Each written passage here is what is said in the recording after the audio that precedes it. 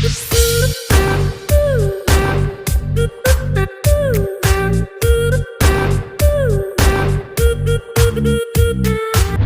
and welcome to episode 3 of the Toffee Waffle podcast. And look, we've got a funky new background for this one. So this will be on the Southampton game that was just on.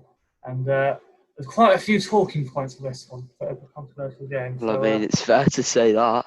Yeah, so where do we start? Oh, I don't even know.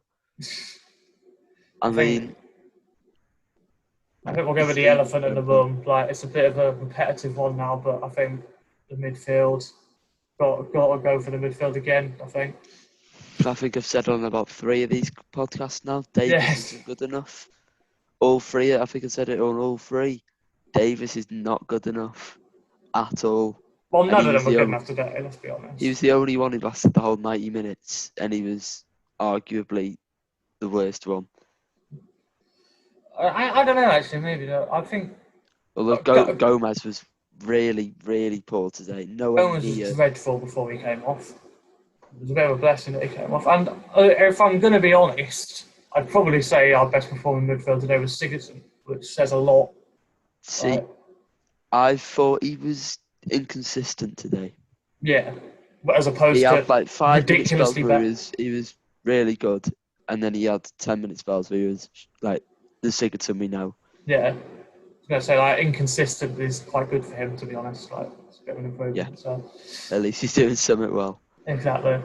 And yeah, Iwobi just struggled again today. I think he had too much defending to do today, and him trying to tackle just terrifies me. Like, it's the most uncoordinated thing I've ever seen. He looks like he's gonna give a penalty away every time he goes. Every single time, like yeah, has no control over what he's doing. Bit like Umanias. Bit harsh on Iwobi, but you know. And Anthony Gordon blew absolutely hot and cold today. Our best player in the first half. Sorry, in the first half, definitely. Yeah, I was going to say first half he was excellent, and then he just blew a fuse. I think I don't know if it was maybe the tackle on him that I think should have been a penalty, which we'll get on to definitely. But yeah, after that, or especially in the second half, he seemed exhausted, struggled to get into the game a lot more, and was eventually substituted. Yeah, it's probably more likely that, isn't it? He had nothing in the tank, I don't think. Yeah, just all that in the tank. I would have brought Walcott on instead of Bernard, to be honest. Walcott's still injured. He was on the bench today. Oh, was it? Yeah. Oh, I didn't actually know that, but yeah, that would have been. I don't know. It's on the left, isn't it? I guess you could. Sidibe as well. Yeah. Yeah, that's it. But then the defence as well was poorer than it has been in recent games. I have so much more trust in Keane and Holgate than I do Yerry Mina and Keane. They looked so shaky. Mina just didn't look comfortable at all on the ball at any point. Keane was like the old Keane we know. Yeah. He had I think he made a good 2-3 tackles. I think he had a better game than Mina today. I'll give him credit where it's due. But yeah, as we were saying during the game, it's weird to see that Holgate, the youngest of the 3, and the one that was bought for the least money and with the least pedigree behind him, seems to be the one that keeps that defence together, almost like the Zuma role from last season. So it's interesting to note that. We definitely missed him today. I think I said a few episodes ago we don't need a new centre-back. That was wrong. We definitely need. We need at least one, definitely. I don't think we need. I was adamant at the start of the season we need at least 2. I'd rather bolster our midfield options than buy a centre-back. Midfield is 100% the priority. If it affects our financial situation, buying a centre-back, I'd rather go for the midfield first. Obviously. Because Keane, Mina and Holgate, you can get by them with another season easily. Mm-hmm. And this is going to be a long project, though. What Ancelotti's on his hands there. Well, him and Brands, it's going to take at least a few windows, I think, to sort out this mess. Oh, yeah. And even then, they've got to make sure they get it spot on with all signings they do. So, fingers crossed. It's not going to suit your agenda too much, but I actually thought Pickford played all right today. He made a few good. He still looked shaky though, didn't he? He did still look shaky. But the goal they scored was very, very, very soft. But I still Should don't be think doing that was his better. fault.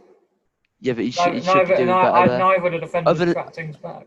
other than that, I thought he made a few good saves, but it's fine. He didn't have loads to do today. He looked. His long kicks were good as well.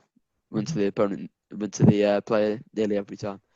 But yeah, I thought he was all right. He's a lot better than recent games anyway. Definitely. And Richarlison, I mean, look at the question is, where would we be without him? Like, unplayable today. It's got to be said. It's like you said yesterday. The other day was it when we played Spurs? When we played Spurs the other day, yeah. Monday, yeah. They just go out there and kick him because they know he's our only real threat to goal. Mm-hmm. Calvert-Lewin was awful today. I thought Moise Keane offered more in 22 minutes than Calvert-Lewin did in 68. I think Keane struggled to get into the game, to be honest, but he did have that. He had no service. Yeah, exactly. It wasn't his fault today. I saw people on Twitter slating him again, saying I'd drop Calvert-Lewin next game. Honestly, I think I would too as well. I'm actually not sure who we've got next game. I don't think he will. Oh, we've got Wolves away next game. Oh, bloody hell, we're going to struggle there, definitely. Yeah, that's a grim game, that. Yeah. But I'd still start him, though. I think I would as well, because, like you said, what harm's it going to do? Yeah, I don't think he will necessarily. I don't think he will start him. But you can see from the Liverpool game, he got brought on in the second left, and then Norwich game he got a few more minutes, and he's gradually getting more and more minutes every week, which hopefully leads him to a start at maybe the last 3-4 games of the season. Don't know. There's only 5 left, isn't there? Hopefully, the decision to give him more time today is a signal that Ancelotti is willing to play him. And a few weeks ago, Calvert-Lewin would have seemed undroppable, but now he most certainly is droppable. He's not looking as nearly as good as he did before lockdown at all. He looked so off the pace today, so off the pace. And we've got to briefly discuss the goal because it's one of the few highlights of today. Like, wow, what a goal! Like, just wow. I don't know what else I can say. There's been doubts over Digne. In the game, we were talking about all the brand signings as well. Just as that happened, Digne pings the ball over to Richarlison. Excellent finish. Yeah, excellent. Absolutely world-class ball. Brilliantly taken by Richarlison. Yeah, really coolly taken finish. And yeah, just world-class. Like that. Those two, just no issues whatsoever. Like they're the two areas of the park we've got sorted. Yeah. And we've got to discuss the refereeing decisions. And again, where do we start with this? Like, there's so many to go through today. Lee Mason, man, it's like every referee has an agenda against Everton. There's no referee that I see. Oh, we've got him today. Thank God we've got him today. It's always a groan when you see the name and you see who it is. Yeah.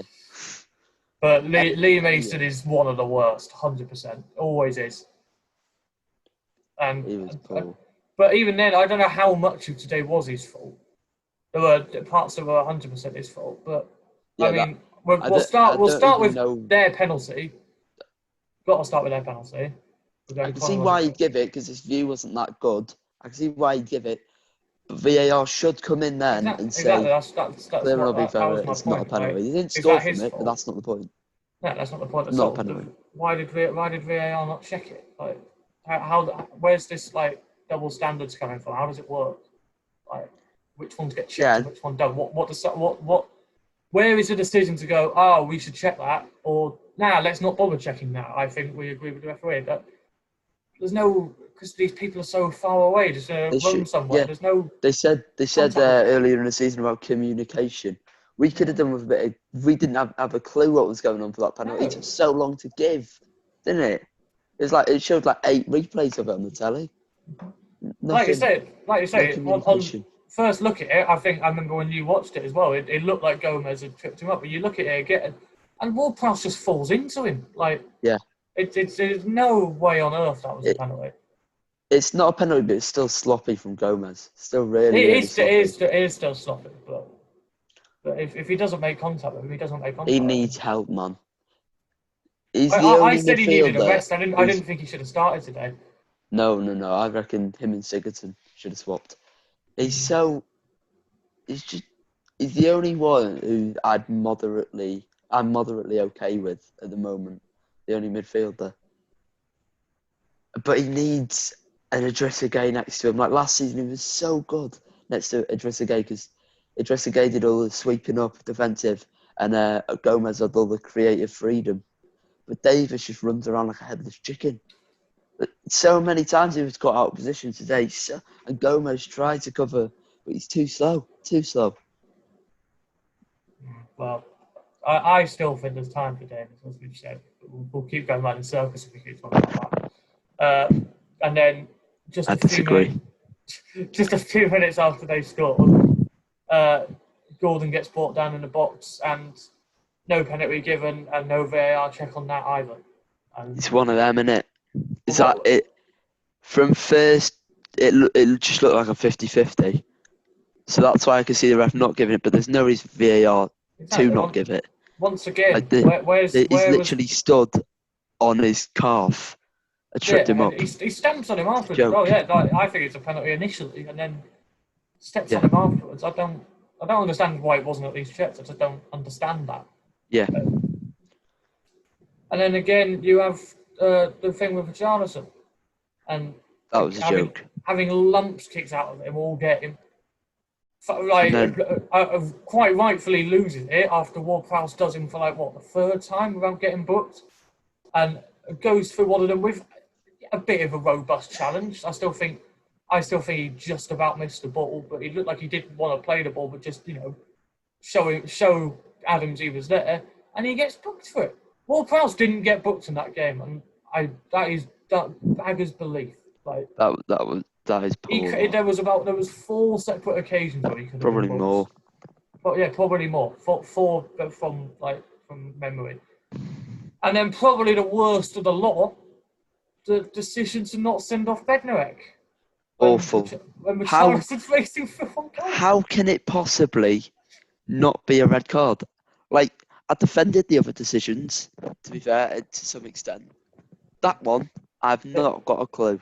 There's no defending that. But it's not a goal-scoring opportunity. If the defender's not there, you're telling me Richarlison hasn't got a chance to run through and score a goal. Absolute joke. If it's a foul, it's a red card. I think there's more doubts over whether it was actually a foul or not. I'd rather them not give a free kick than give a free kick and a yellow card. If they hadn't given the free kick, it would have made more decision than just giving a yellow. Like, Richarlison's racing through on goal, right on the edge of the area, and he gets brought down. How can that not be a clear goal opportunity? It's a joke. Definition of one, a professional foul, straight red, and 1 game ban. That's how it works. And yeah, just an appalling decision. And yeah, it wasn't. Just shocks me. Yeah, it wasn't the most pleasant of games to watch. It's got to be said. Yeah, just a whole lot of anger. Yeah, the old Everton feeling is back, and there's clearly. I know that feeling. Even more reminding that after I've felt it too many times this season. Too many times this season in particular. This season's just been the worst. Newcastle, United, and Brighton. all this. Brighton. Completely forgot about that one. Yeah. Even the Spurs one with Gomez's injury, and the Mina handball. It's just that angered me. Yeah. It's what the Everton fan does to it. Yeah, there's so much more than he's doing, and today reminded us. It's going to take at least 4 to 5 transfer windows to do everything. I think to get everything. We need to clear everyone out, get the right players in. Getting the right players will take some time. It's not just like, oh, he looks good, we'll have him. No, it's like, does he fit our style of play? Does it fit the style? Is he worth buying for that amount of money? Is he young and up and coming? It's not all about the young players, obviously, but you want someone who could be there for at least 4 to 5 years at least. Did you notice Ancelotti said when he first came in that he was going to particularly look at youth, and then he made that statement. He made that statement in the week, saying that we're going to strengthen the squad, old or young, doesn't matter, experienced or less experienced. We're going to sign these players. So I think he's had a bit of a reality check in the last few weeks. Yeah, and I think he came to this. I think he came to the club with a certain idea of how good this squad was. And I think some elements have surprised him. People like maybe Calvert. They've surprised me. They've surprised me, and I've watched everyone, of course, season. But like Ancelotti in particular. And then I think there's other elements where he's realised just how bad we are and just how much work this area of the pitch needs, and how the last two managers we've had have just had no plan. Like you think about Koeman in particular, like 17-18 season. No plan with those signings at all. We just got a load of money from the Lukaku deal and the Bashiri investment. It's like what Tottenham did with Bale. Yeah. Exactly like what Tottenham did with Bale. But at least they ended up with one or two good players. They got Eriksen, and who else did they get? Lamella's still there, and he could be classed as moderately decent. Yeah, like I said, so much more misses than hits. But yeah, that's got to be the priority, and that's on brand as much as Ancelotti. So we shall see. But as we realised after the Spurs game, the season's pretty much over. It's just all about assessing performances, assessing players. I say pretty much over. It was never really alive, was it? If we're honest, there was a chance if we'd beaten Spurs, we could have made something out of this season. But you look at this squad now, and you just think, this squad wouldn't be good enough for Europe next season anyway. Not even close. Like, nowhere near enough depth and nowhere near enough quality. What I'd worry that would happen would be a repeat of the 17-18 season, where we'd have no depth and we'd all just get knackered and we'd have an awful season. Do you remember that? When we had all the qualifiers to go through and everything. Mm-hmm. Just knackered our squad completely because we had no depth. Yeah, and the group stage was just... So I'm glad in that aspect, but anyway, we've got a world-class manager. We've got one or two maybe world-class players. I don't know. But Charlison's on the cusp. He has the potential to be. He has the potential to be anyway. And Dini's another one that he's hit and miss. Mm-hmm. Sometimes he is, sometimes he isn't. Dini was quality today, it's got to be said. Yeah. But that just about wraps everything up. That was episode 3. And we will move on. We will see you for the next one, for the Wolves game. And so, for me and Ethan, that's goodbye.